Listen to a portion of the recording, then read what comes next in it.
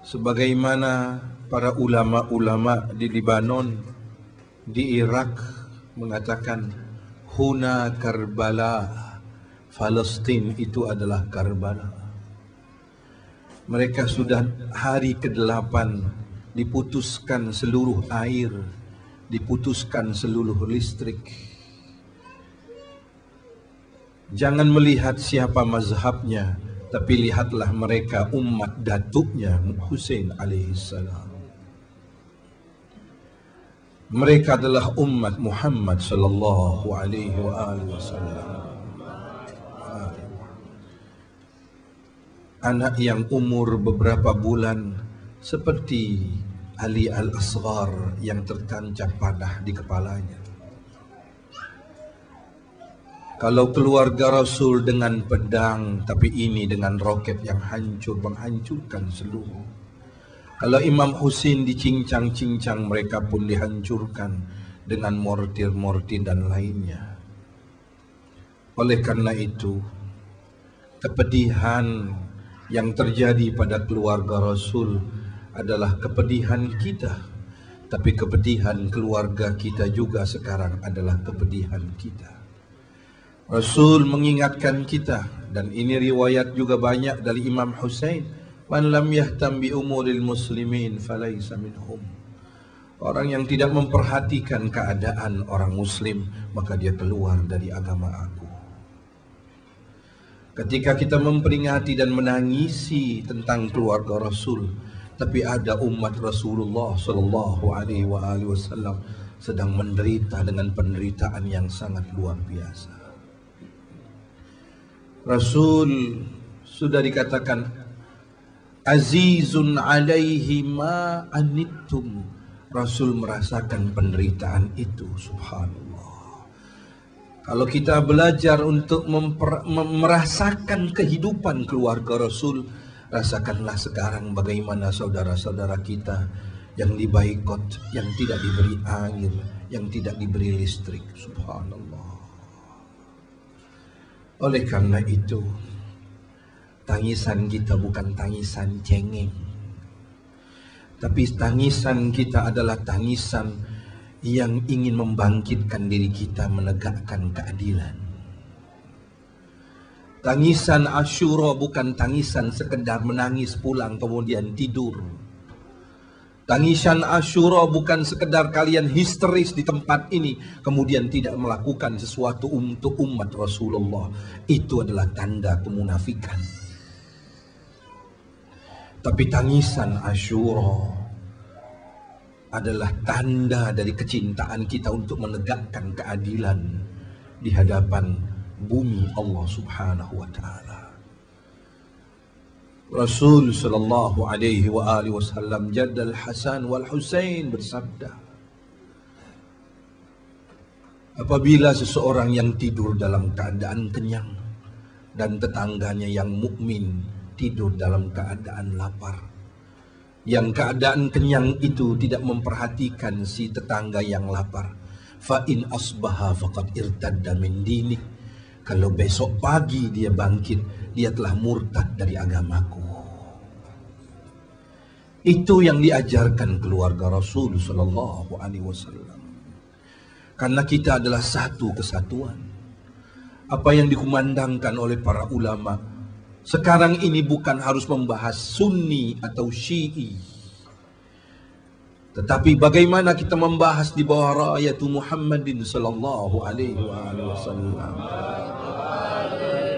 Itu yang kita inginkan. Dan kita melihat sekarang siapa yang mencintai Rasulullah dan siapa yang sebenarnya yang menegakkan keadilan ini.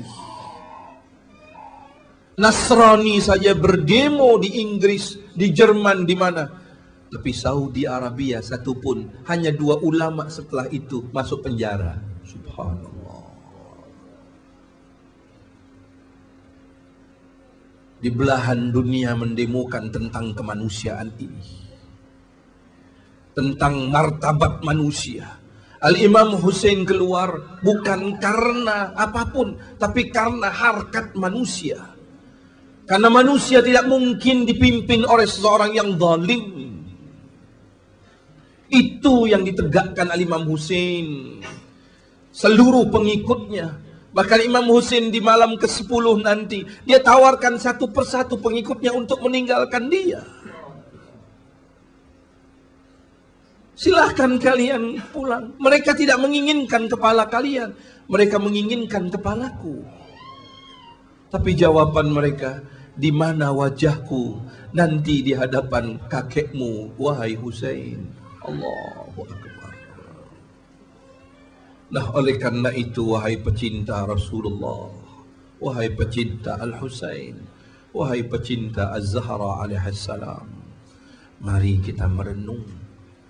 Ini adalah hari-hari renungan kita untuk betul-betul kita menampakkan kecintaan kita kepada keluarga Rasulullah sallallahu alaihi wasallam.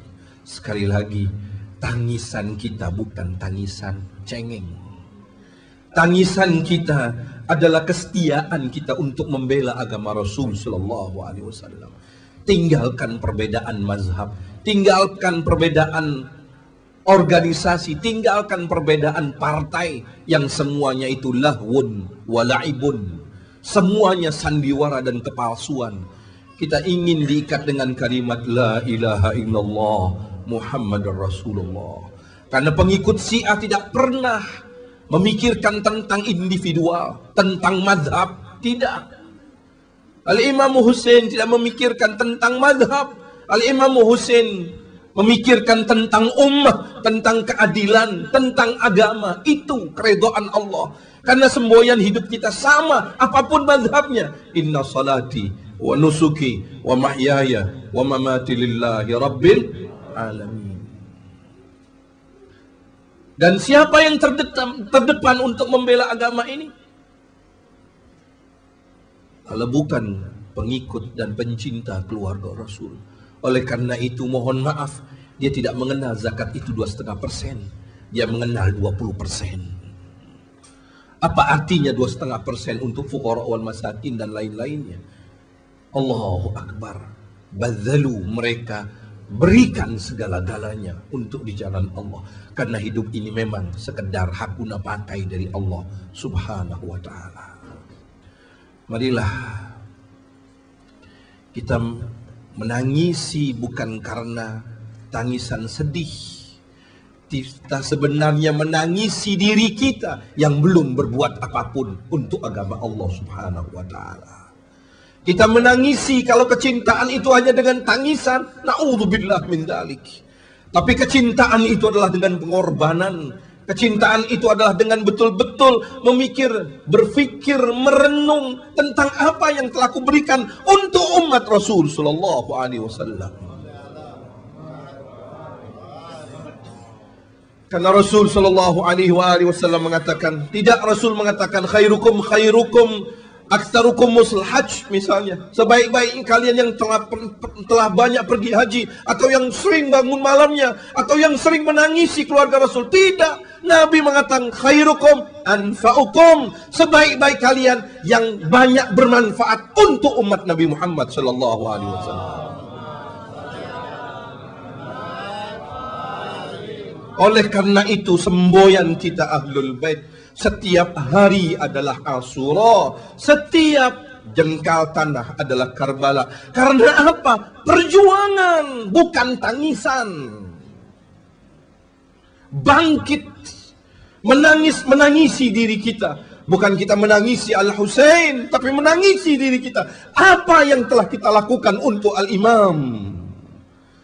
Di mana di saat kita akan bertemu dengan mereka satu persatu, mudah-mudahan mereka tidak melengoskan dirinya di hadapan kita. Na'udzubillah min dzalik. Kalau pengikut keluarga Rasul hanya menangisi setiap Asyura, setelah itu lenggang sana lenggang sini, dialah pertama kali pengkhianat keluarga Rasul sallallahu alaihi wasallam. Oleh karena itu seringkali saya katakan, Al-Imam Ja'far Shadiq mengatakan, jangan kalian mengaku pengikutku sebelum 40 rumah mengatakan kalian adalah yang terbaik. Subhanallah. Itu pengikut dari keluarga Rasul sallallahu alaihi wasallam.